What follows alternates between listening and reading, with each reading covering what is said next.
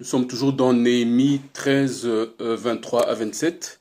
On nous parle ici de l'histoire de Shlomo, donc Salomon, qui avait pris des femmes étrangères comme concubines.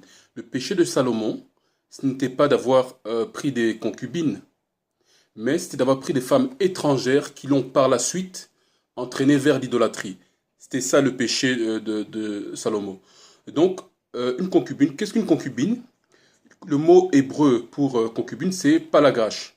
C'est tout simplement une femme qui est, c'est également une femme, mais elle est au service de la femme. C'est la servante de la femme. Et souvent, c'était des femmes étrangères, mais il y avait certaines femmes, Bana Yasharala ou bien hébreux israélites, qui étaient également des concubines. Et donc, palagash veut tout simplement dire seconder quelqu'un quand la personne arrive à sa limite ou quand le poids est trop lourd. Donc une concubine, c'est également une femme, mais qui est plutôt au service d'une autre femme. Voilà, c'est ça le mot hébreu pour concubine, c'est palagash. Nous allons prendre quelques exemples de personnes qui étaient polygènes, hein, des patriarches qui étaient polygènes. Nous allons commencer par Abraham, et nous pouvons lire son histoire dans Bréchit 25, 1 à 6 ou Genèse 25, 1 à 6. Alors beaucoup diront oui, mais dans le cas de Abraham et Sarah, ce n'est pas Abraham qui a demandé avoir une seconde femme. C'est Sarah qui a porté Agar vers Abraham. Et donc il faut l'accord de la femme. Qu'est-ce que les Écritures disent? On va lire Bréchit 25, 1 à 6. 1 et 6 plutôt, pas 1 à 6, 1 et 6.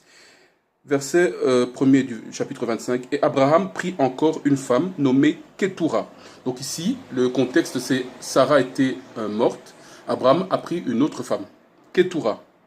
Elle lui enfanta Zimram, etc. Et au verset 6, il est indiqué.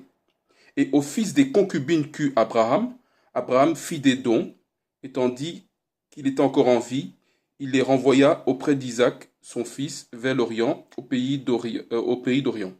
Donc on voit ici au verset 6, il avait Ketura pour femme, mais il a également pris en plus des concubines comme femme. Donc la théorie qui dit qu'il faut l'autorisation de la femme ne tient pas debout parce que je répète, c'est la discrétion, c'est au choix de l'homme de prendre ou non une seconde femme ou bien une xème femme. La femme ne peut pas se mettre en désaccord. C'est le choix de l'homme. Il fera ça bien sûr dans un cadre bien déterminé, puisque la polygynie s'inscrit dans un cadre bien déterminé, mais c'est le choix de l'homme. Alors, un deuxième polygène, c'est le patriarche Jacob. Jacob, nous savons qu'il avait 4 femmes, donc 2 femmes et 2 concubines, 4 femmes. Il a eu 12 fils, n'est-ce pas? On peut lire son histoire, on ne dira pas, vous pourrez faire cela calmement à la maison. Bréchit chapitre 29 et chapitre 30. Dans les 2 chapitres où on parle de cela. Ceux qui disent que la seule vraie femme de Jacob était Rachel, il y a un problème parce que les 12 tribus de Yasharala ou d'Israël, les 12 tribus de Yasharala viennent des 12 fils de Jacob. On compte également les fils qu'il a eu avec les concubines et avec Rachel. Ceux qui disent que la polygénie est un péché doivent se poser la question. Pourquoi, lorsqu'on lit le livre de Révélation, on nous parle des 12 tribus de Yasharala, qui correspondent aux 12 fils de Jacob? Dans ce cas, il y aurait simplement 6 tribus, qui correspondraient aux 6 premiers fils qu'il aurait eu avec Rachel. Avec Léa, pardon. C'est une question importante à se poser. Alors, continuons. Nous sommes au point 5. Mais puisque la polygénie est une possibilité, c'est même autorisé et c'est même réglementé dans les Écritures, qu'est-ce que l'adultère alors? C'est quoi l'adultère dans ce cas-là? Le mot hébreu pour adultère, c'est na'af. Et na'af veut littéralement dire un homme qui s'engage ou bien qui a une relation avec une femme mariée. Ça, c'est le premier niveau, c'est la première explication de l'adultère, nahaf.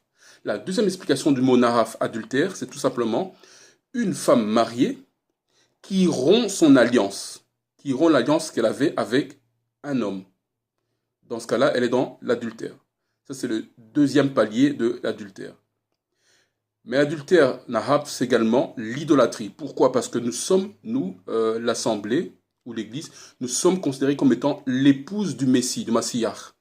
Et donc le fait d'aller vers d'autres divinités, d'être idolâtre, c'est comparé à l'adultère. Et c'est le mot nahaf qui est utilisé.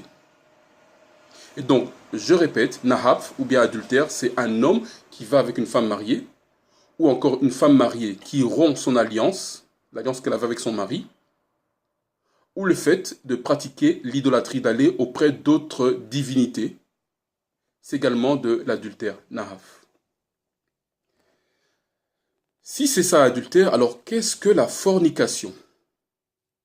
C'est quoi la fornication? Alors, fornication vient du mot fornicare, qui veut dire voûte ou porche. À l'époque romaine et grecque, qu'est-ce qui se passait? Les prostituées avaient des relations publiques sous un porche. C'est ça l'étymologie du mot fornicare. Mais aussi un autre mot qui veut dire forniquer, qui est pornéa. Et pornéa veut dire prostitution, ou le fait d'avoir une relation sans alliance, ou le fait d'avoir plusieurs relations. Ça veut dire de multiples alliances déterminées dans le temps. C'est cela, la fornication. C'est également de l'idolâtrie. Pornéa, fornicare. Relation légère en public avec une prostituée. C'est la prostitution. Fornicare, pornéa. Lisons 1 Corinthiens 6, 16.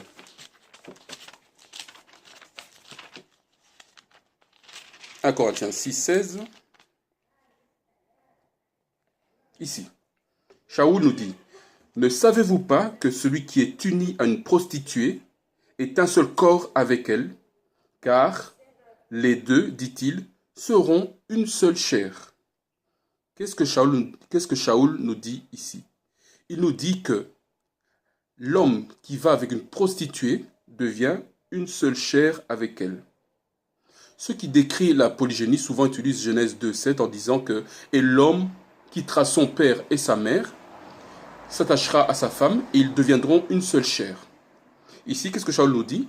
Que celui qui s'attache avec une prostituée devient une seule chair avec cette prostituée. La question que je pose maintenant à ceux qui utilisent Genèse 2,7. Comment peut-on être une seule chair avec une prostituée si nous sommes déjà une seule chair avec notre femme? Dans leur conception des choses, ça ne devrait pas être possible. Pourtant, Shaoul nous dit que c'est possible. Ça veut dire quoi?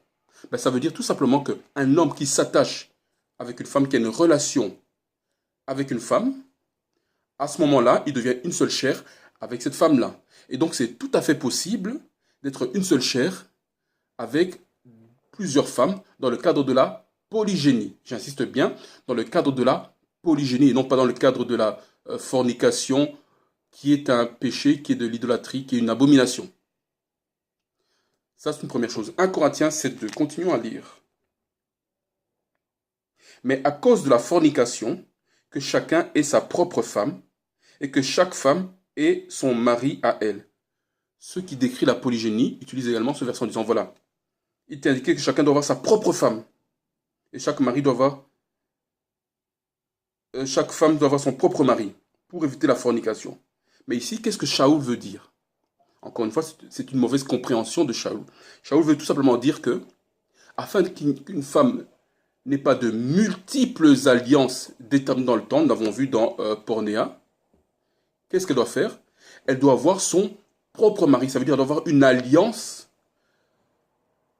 avec un seul homme. Également pour l'homme. Afin de ne pas aller avec plusieurs femmes sans alliance, il faut qu'elle ait une alliance avec chacune des femmes avec laquelle il s'engage. Il a une relation. Et c'est cela, ça évite la fornication. Parce que la fornication, c'est aller sans alliance. On va avoir des petites alliances déterminées de multiples alliances dans le temps. Ce qui est une alliance réelle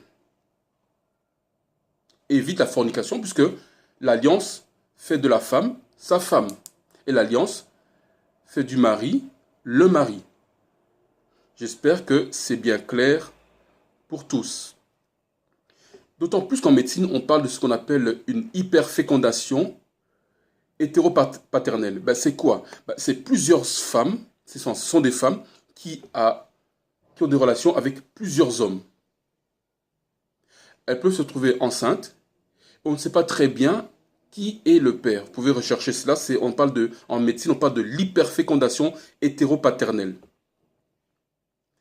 C'est pour cela, les médecins disent qu'il faut que quand la femme a la relation avec l'homme, eh bien l'homme va dans son système. Il y a échange de fluides. C'est pour cela les médecins disent que pour qu'une femme élimine l'homme de son système, il faut au minimum 6 mois.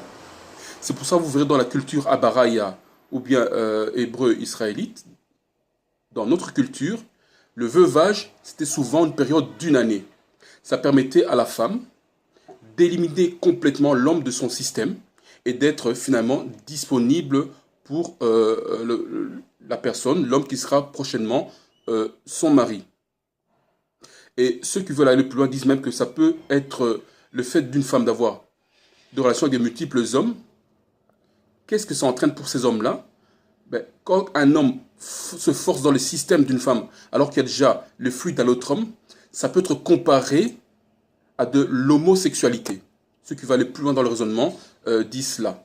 Pourquoi? Parce que la femme a déjà un autre homme dans son système, et l'homme qui vient après se force dans le système de la femme alors qu'il y a déjà d'autres fluides. C'est évidemment une abomination. Ce sont des pratiques que nous, Bantous, bien Banachra, la Abaraya, nous condamnons fermement.